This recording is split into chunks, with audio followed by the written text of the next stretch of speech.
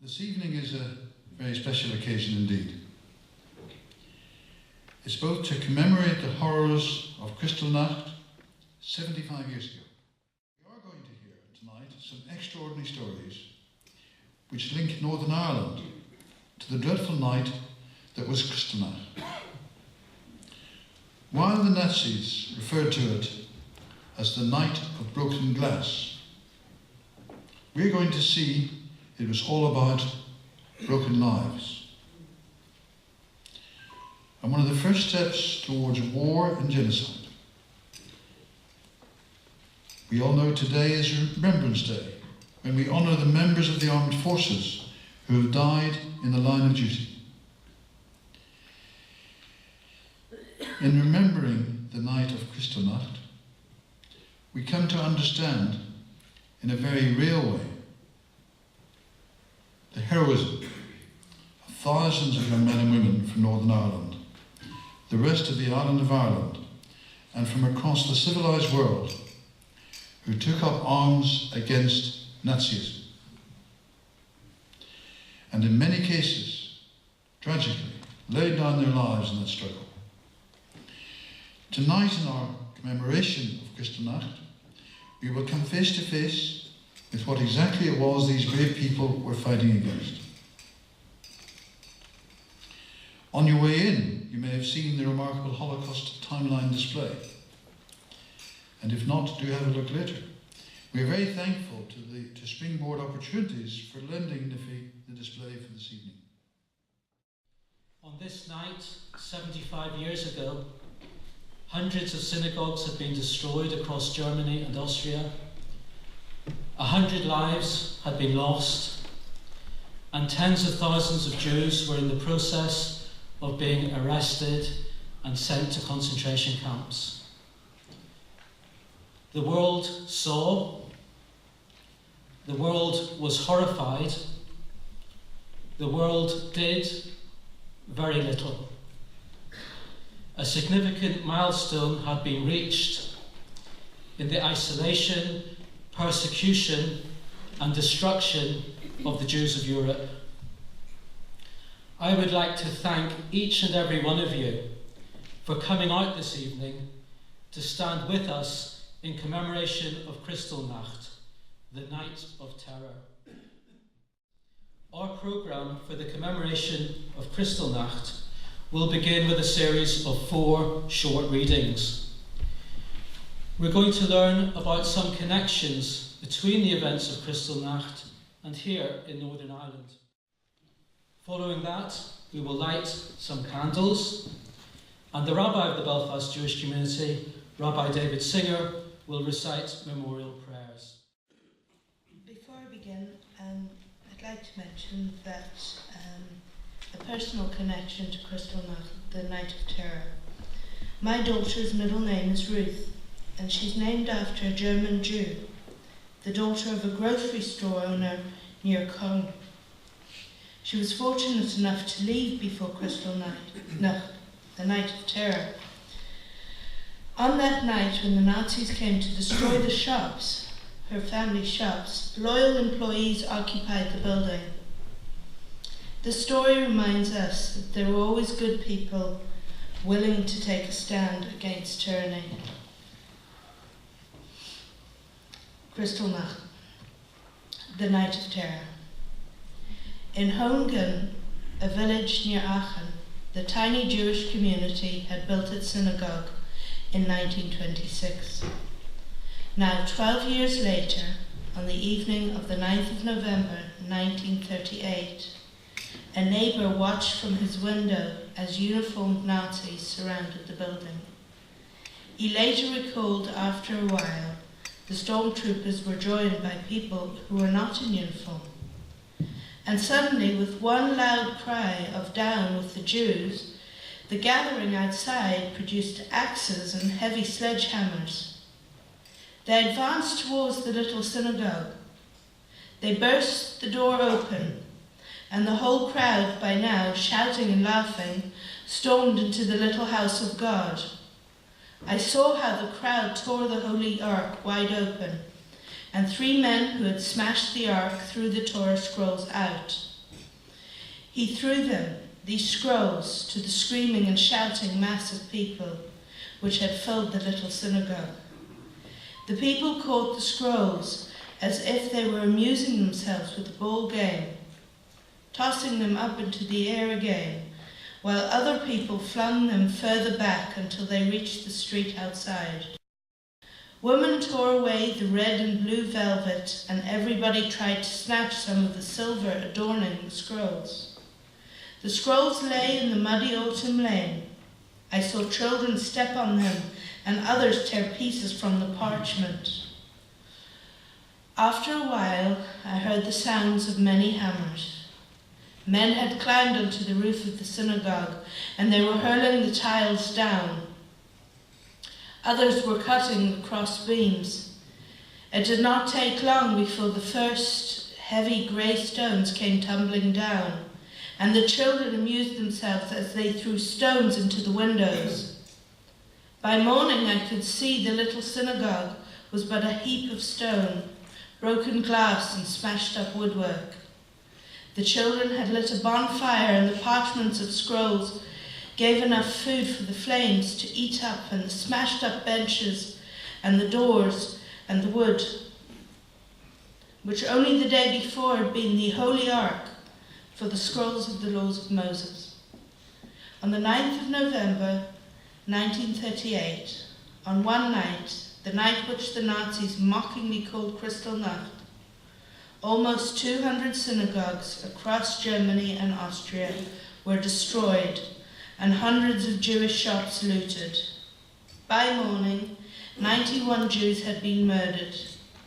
Immediately following, more than 35,000 Jews were seized throughout Germany and sent to concentration camps, bringing to over 60,000 the number of Jews held in such camps.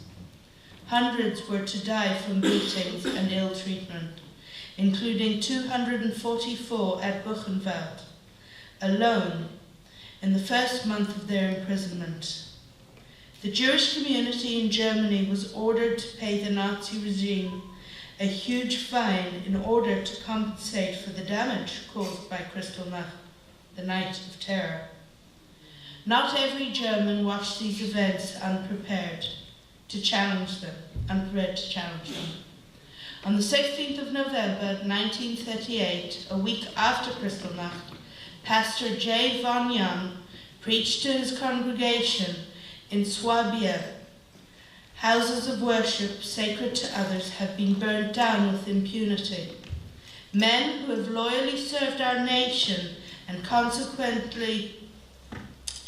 conscientiously done their duty have been thrown into concentration camps simply because they belong to a different race.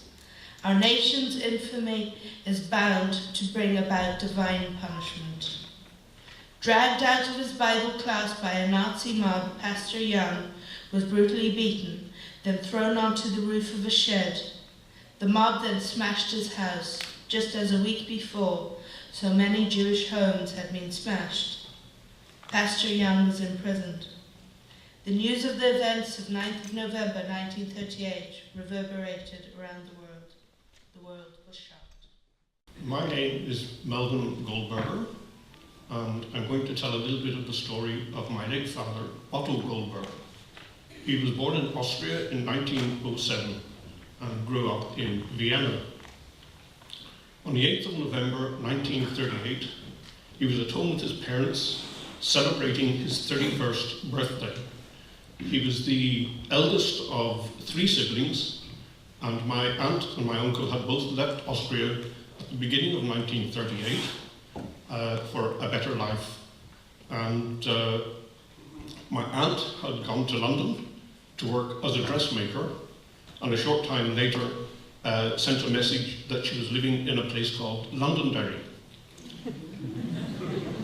While celebrating his birthday that day, they heard on the radio of the assassination of Ernst von Rath, and my father had a grey foreboding that the Nazis would unleash a terrible revenge for this.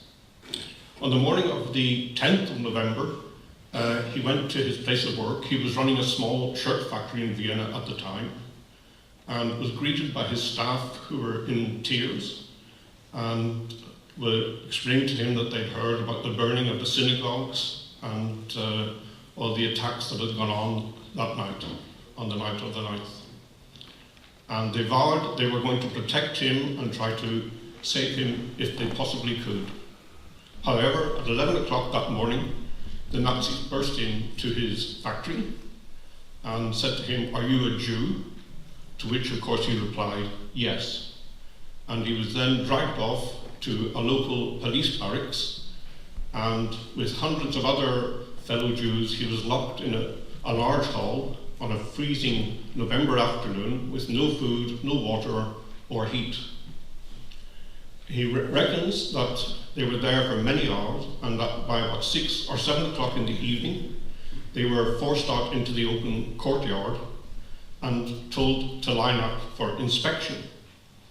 Another group of SS men arrived, and by some quirk of fate, among these SS men, my father recognized a man called Franz Pokorny, who had been his best friend at school in Vienna 20 years earlier. And my father thought, whatever the consequences, I have to do something. And he just shouted out, "Franz Pokorny, do you remember me?" The SS man suddenly stopped, turned round, and glared at him, and then just said, "Goldberger the swimmer, get out of the line and face that wall." And he was pushed up against the wall, face to the wall, where he stood motionless for many, many hours. He basically lost count of time and wondered what his fate was going to be, whether this was the end and there would be a bullet in the back. But he thought, obviously this man did remember him, did recognize him, as 10 years previously to that he had been an Austrian swimming champion and had represented his country at the Olympic Games in Amsterdam in 1928, and hoped that in part this might help to save his life.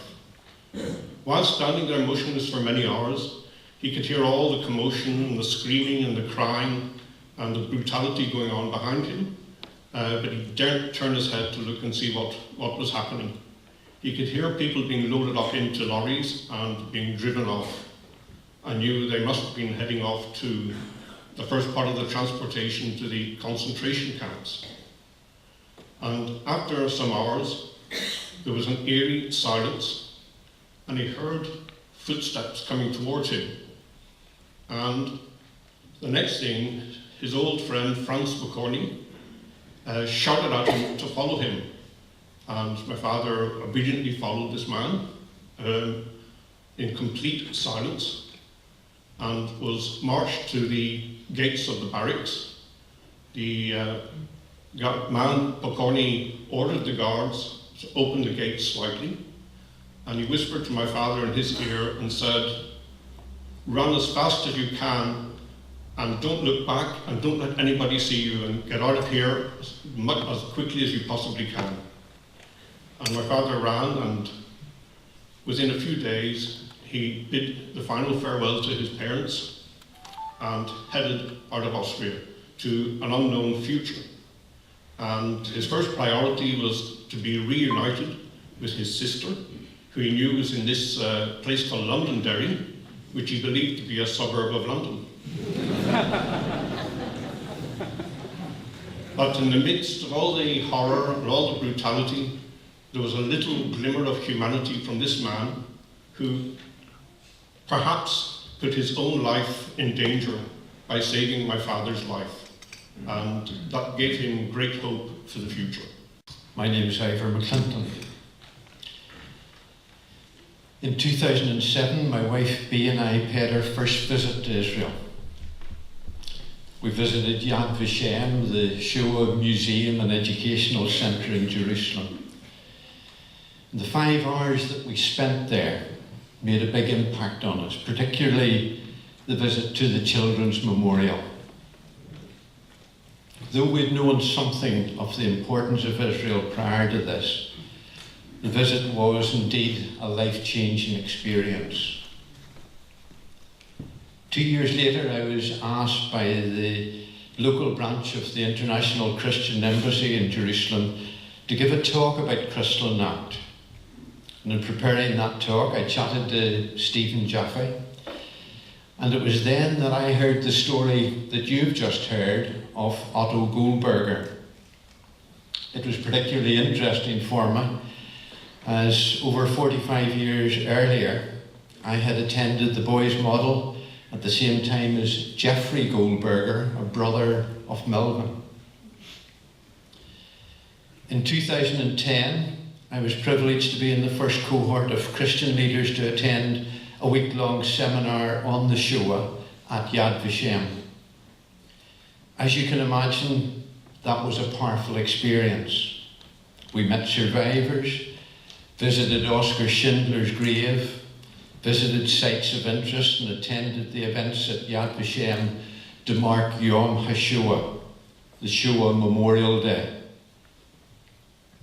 To help you appreciate something of the impact this week at Yad Vashem had on me, let me tell you of just one interview that we watched. It was with a lady called Dinah Baitler, a Lithuanian Jew from Vilna. Dinah was rounded up with others from her village by Nazi soldiers with dogs. Men and women were separated. The women and girls, encircled by dogs, were made to undress and then lined up 10 at a time beside a trench to be shot. Falling into the trench saved the soldiers the bother of burying the bodies.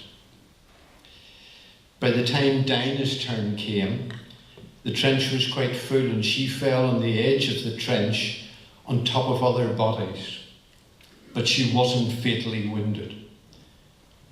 She lay there until it was towards morning and then managed to get away to her cottage. The moment in the interview that, for me, had and still has the biggest impact is at the very end, when the interviewer says to her, "And what age were you when all this happened?" And she replied, 7.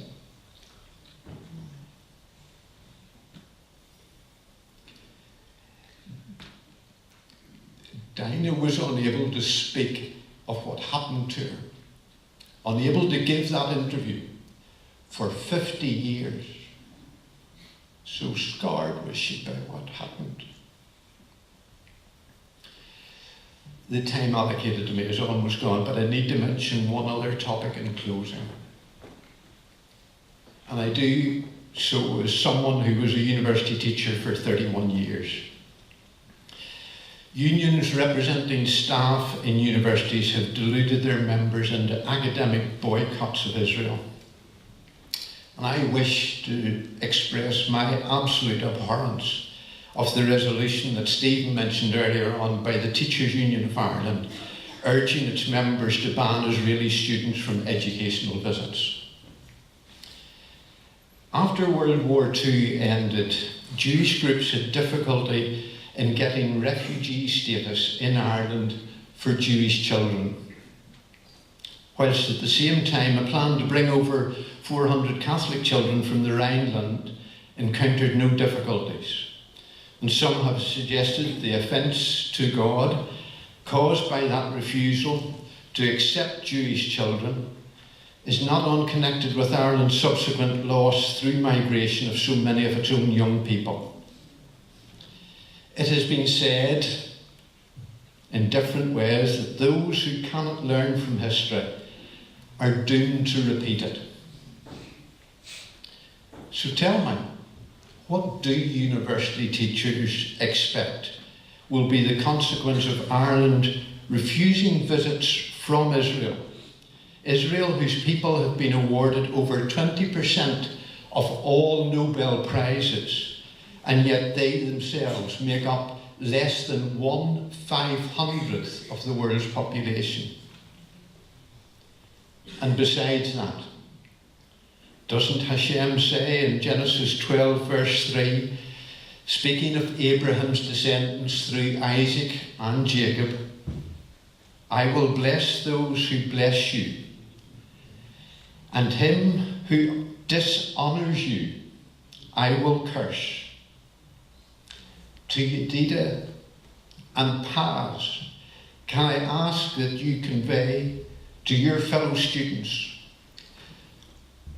that there are folk in Northern Ireland who are ashamed of the boycotts and sanctions against Israel, and who will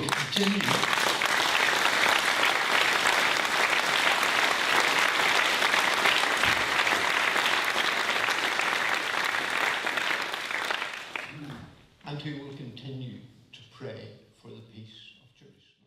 I'm Grace Radford, and I'm going to be telling Clara's story. I was walking on the street with my mother in Vienna during Hitler's time in 1938. And my mother's cousin Ruby came up to us and said to my mother, I can remember it very well, "Are you crazy? How come your children are still here? You know what's happening to us. You must go straight to the command and get a certificate to get Clara and Annie out." So my mother took us, and it was quite difficult to get the papers, but she succeeded. And on the 12th of December, they sent me away without my little sister, Annie. And I didn't want to go. And I remember before I left, they told me, "Don't let the men or the fathers go to the railway station, because the Nazis are watching, and they're going to take them away." And I remember on the 9th of November, Kristallnacht, the night of broken glass, they came into our house in the night and took my father out of bed and took him away. They just took all the Jewish men away. You could hear the boots, heavy boots. And they come to your door and knock. And my father, they took him away for a few days, and he was allowed to come back. And his beautiful black hair had turned completely white. The people who lived in the floor where our flat were, the people who took my father away. And they said that they had just been waiting for that day. They were always nice to us, as little children. But these same people took my father away. It's unbelievable. And the same day that I left, the SS came to the flat and told my mother that they had to get out of the flat, that they were taking it away from us. And they took it. They took everything. So only my mother came to the train station, and I kept running out of the queue to my mother, and I had a label here on my chest, and I can never forget it. Everybody was crying, and the children kept running forth. It was horrible. Nobody knew where they were going.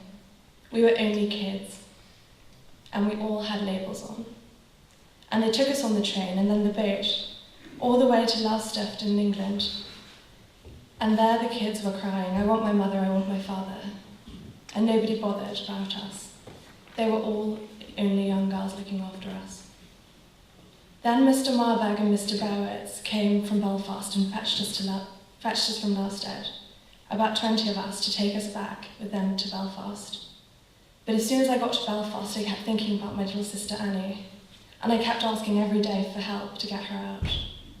Then Mr. Bowitz came. He helped me, and he wrote to everybody he could think of, and finally she got out, almost 2 months later, but before the war had started. And she was able to join me at the farm in Malaya. My father was killed, shot dead in a marketplace in Poland. My cousin in Israel was there with him. She told me that my father had been taken as a slave to work on a woman's farm in Poland, and he finally refused to work and escaped the farm. And the woman caught him in the marketplace in the town, and she shot him dead, right there in the marketplace. My mother died with all my relatives in a camp. There were a lot in my mother's family, about 20. In Poland, adults and beautiful children. Oh, such beautiful children. They all perished. My father's mother was left alone, all by herself in Vienna. She was a very religious Jewish lady, and she died. After the war, then I found out that what had happened to my family. I was sick for a whole year. It was very stressful for young people to be taken away like that. It leaves a mark on you for the rest of your life. You were wrecked. There is something wrong with all of us who survived, and it stays with you for your entire life. My name is Bella Kuzma. Kristallnacht was a defining moment, a turning point in the anti-Jewish policies of the Nazis. It was an overture to the Holocaust. From Hitler's rise to power in 1933, the Nazis took total control of the mass media. They used it extensively and relentlessly to disseminate virulent hatred of the Jewish people. The Nazi propaganda machine was both poisonous and effective in preparing the way for Kristallnacht. The years before Kristallnacht were ripe with policies and new laws that regulated and persecuted the Jews of Germany, stripping them entirely of their freedom, isolating them completely from the rest of society. November the 9th to the 10th, 1938, was a watershed event in history for all mankind. The moment that hell on earth truly began for the Jews of Europe. Kristallnacht, the night of broken glass, was not a random event. It was not a spontaneous outburst or reaction. It was a planned pogrom, an organised act of violence against the Jewish people. Afterwards, the state confiscated the insurance payments due to the Jewish store owners. The state also made them liable for the repairs and levied a fine of 1 billion Reichsmark on the Jewish community. The Jews of Europe were not just some random group of people caught up in world events. They were specifically targeted by Nazi propaganda, whose goal was to demonize, dehumanize, and delegitimize their very existence. They were not nameless. They were beloved husbands, beloved wives, honoured grandparents, darling sons and daughters, longed for newborn infants, people like you and me. The world's response to Kristallnacht, the atrocity, was widely reported and sent shockwaves around the world, evoking reactions of horror and yet. Dr. Raphael Madoff, director of the Wyman Institute for Holocaust Studies, has stated, and I quote, "Kristallnacht did not fundamentally alter the international community's response to Hitler. There were very many verbal condemnations, but no economic sanctions against Nazi Germany. No severing of diplomatic relations, no easing of immigration quotas, not even a complete opening of the gates to the Jews' own ancient homeland.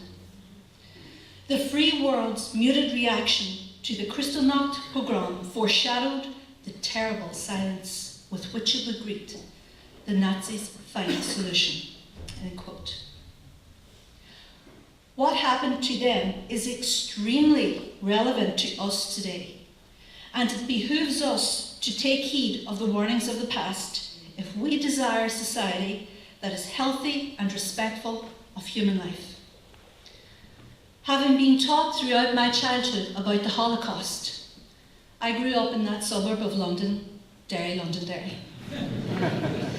I thought everybody there knew about the Holocaust and was quite shocked to find out that they did not know what my father taught me.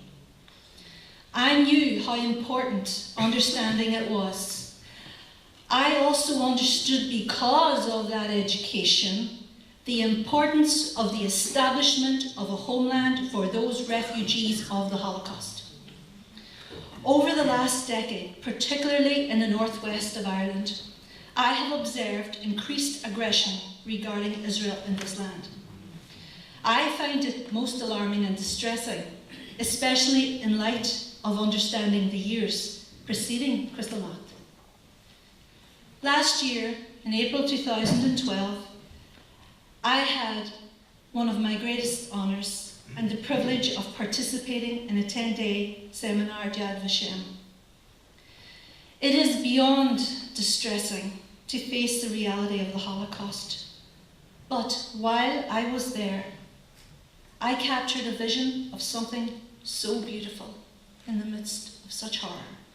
My teachers recreated and with such sensitivity breathed life into the memory of those precious souls that were lost. There is something in how it was taught that reaches across bigotry and intolerance, that encapsulates the preciousness and value of each human life. It is my heartfelt desire to see that message brought here, and I believe passionately that Holocaust education could change our communities here in Northern Ireland. Prime Minister Benjamin Netanyahu, in speaking about his father, said, I quote, "It was my father who taught me that those who are unfamiliar with the past cannot understand the present, and those who cannot understand the present cannot see what lies ahead." End quote. I end, and my plea to you tonight, as we reflect on where Kristallnacht led, is this. To those of you who are leaders, who work with the youth, who have influence to individuals, we need to bring Holocaust education into our communities, to counter the growing anti-Semitism we face, to equip our youth, to reach across divides and bring change that brings life and builds a memorial to the memory of those we remember today. Ladies and gentlemen, can I ask those who are lighting memorial candles to please come forward at this point? Thank you.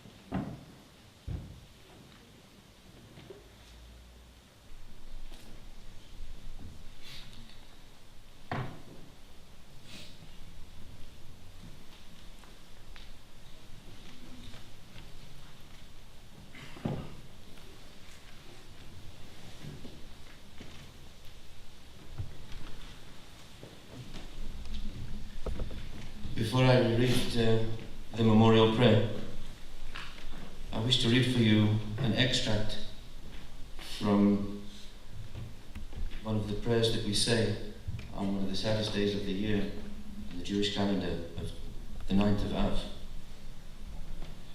when we mourn for our Jewish people and also for the temple. Oh, how you have cast down our glory from our head. Oh, how you have hidden your face from us. Oh, how you are angry and had no pity. With a broken and contrite heart, on a day of fasting and convocation, we come before you to mourn and weep with deep lamentation when we recall the martyrs of the devastation. You have crushed the pride of Jacob, whom you did love. You have cut off the lofty of stature and degraded the tall ones. You have laid waste our vines and blighted our fig trees. Our bones cleave to our skin and to our flesh. You have utterly crushed our life to the ground. Our soul melts away from sorrow and sighing. The pleasant and the beloved, the upright and the perfect ones, were loaded onto the wagons like sheep and cattle. The heat was suffocating, and the doors were sealed. Remember well the cry of the humble, the cry of the orphans bereaved and forsaken, the derision of the scholars and their beloved disciples. Heads of families, mighty men of valor, millions fell slain and wounded. It was a disgrace and a horror for the nations. Those whom we dandled and reared, the tyrant utterly consumed, like wolves tearing the prey, ravening to shed their blood. 6 million massacred. Who could imagine? To Auschwitz, Buchenwald, Bergen-Belsen, Dachau, Majdanek, and Treblinka, were they taken in disgrace, thrust into the gas chambers and burnt in the furnaces. Yet in the Warsaw Ghetto, holy martyrs fought and fell like warriors. Scrolls of the law they cut into shreds and defiled them with their hands. They flayed the flesh of our kinsfolk and used their skin for their own adornment. Lament. Gird on sackcloth and wail for them and for their children. Our eyes shed tears of blood over the burning of synagogues, for the destruction of yeshivot and academies. They destroyed our assemblies and demolished our congregations. Fear came upon us and trembling seized us. In our distress, confusion has covered our faces.